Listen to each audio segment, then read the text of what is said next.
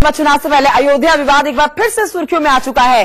अयोध्या विवाद में पक्षकार निर्मोही अखाड़ा मध्यस्थता में सुधार कराने के लिए सुप्रीम कोर्ट पहुंच चुका है। निर्मोही अखाड़ा ने सुप्रीम कोर्ट से अपील की है कि मध्यस्थता के लिए 2 और रिटायर्ड जजों को पैनल में शामिल किया जाए। इसके अलावा इनकी मांग है कि मध्यस्थता को लेकर बैठक फैजाबाद में ना हो, बल्कि ये दिल्ली या फिर किसी दूसरी न्यूट्रल जगह पर कराई जाए। मध्यस्थता के लिए बैठक राम मंदिर विवाद सुलझाने के लिए 8 मार्च को सुप्रीम कोर्ट ने मध्यस्थता के आदेश दिए थे। मध्यस्थों में 3 सदस्यों को शामिल किया गया है। मध्यस्थता बोर्ड के सदस्यों में श्री रविशंकर, श्री राम पंचू और MF कफीफुल्ला शामिल है। तो ये 3 पैनल के मध्यस्थ हैं जो मध्यस्थता करवाएंगे, लेकिन निर्मोही अखाड़ा ने याचिका दायर की है संशोधित करने की इसको।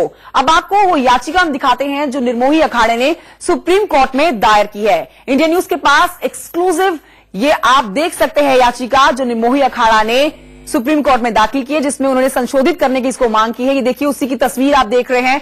ये याचिका है जिसमें उन्होंने मांग की है कि ये जो बैठक हो मध्यस्थता की, ये फैजाबाद में ना होकर दिल्ली में या फिर कहीं और न्यूट्रल एरिया में कराई जाए। मेरे सहयोगी आशीष सिन्हा जुड़ गए और जानकारी के साथ। आशीष, ये खबर अपने आप में बहुत अहम हो जाती है, क्योंकि एक तरफ कहा जाता है कि अब 2019 के जो लोकसभा चुनाव है उसके मद्देनजर ये जो राम मंदिर का मुद्दा है वो बिल्कुल नहीं उठाया जाएगा। लेकिन लीजिए, एक बार फिर से ये मुद्दा जो है सुर्खियों में आ गया है। क्या क्या अहम बातें लिखी गई हैं वो आपसे जानना चाहेंगे इस याचिका में। देखिए, निर्मोही अखाड़ा के सुप्रीम कोर्ट में इस मॉडिफिकेशन एप्लीकेशन के बाद एक नया मोड़ आ गया है, क्योंकि निर्मोही अखाड़ा इस मामले में एक मुख्य जो पक्ष है वो है। दरअसल निर्मोही अखाड़ा ने सुप्रीम कोर्ट में जो अर्जी दाखिल की है उसमें मांग की है कि सुप्रीम कोर्ट की संवैधानिक पीठ अपने उस आदेश में बदलाव करे जिसमें उन्होंने मध्यस्थता के लिए 3 लोगों का चयन किया था, जिसमें सुप्रीम कोर्ट के रिटायर्ड जस्टिस कलीफुल्ला थे, इसके अलावा सीनियर एडवोकेट पंचू और तीसरे श्री रविशंकर।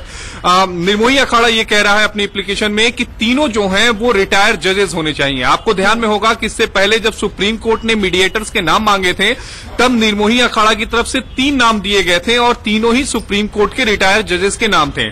दूसरी अहम बात कि निर्मोही अखाड़ा ने इस बात पर आपत्ति जताई है कि आखिर जो 25 पक्ष हैं उसको इस मामले में मध्यस्थता के लिए क्यों बुलाया गया है, जबकि ये मुख्य विवाद जो है वो निर्मोही अखाड़ा और सुन्नी वक्फ बोर्ड के बीच में है।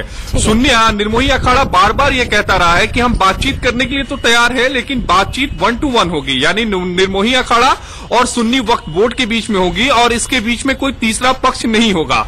दरअसल जो इलाहाबाद हाईकोर्ट का फैसला था, इलाहाबाद हाईकोर्ट ने जमीन के 3 हिस्से किए थे। पहला रामलला विराजमान, दूसरा निर्मोही अखाड़ा और तीसरा सुन्नी वक्फ बोर्ड।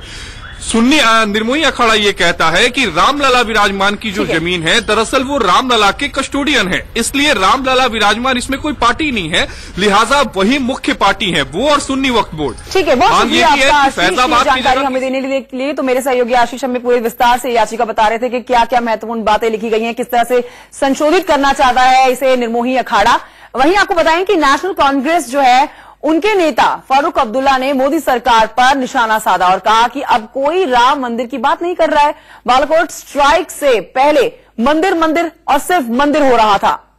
आपको बता रहे हैं नेशनल कॉन्फ्रेंस के जो नेता हैं फारूक अब्दुल्ला, वो एक बार फिर से बीजेपी सरकार पर निशाना साधते हुए नजर आ रहे हैं। No one talks of Ram Temple. Before election and the process before that strike that he did in Balakot, there was temple, Ram temple. Who's talking of Ram today? I don't think they're talking of Ram or the temple.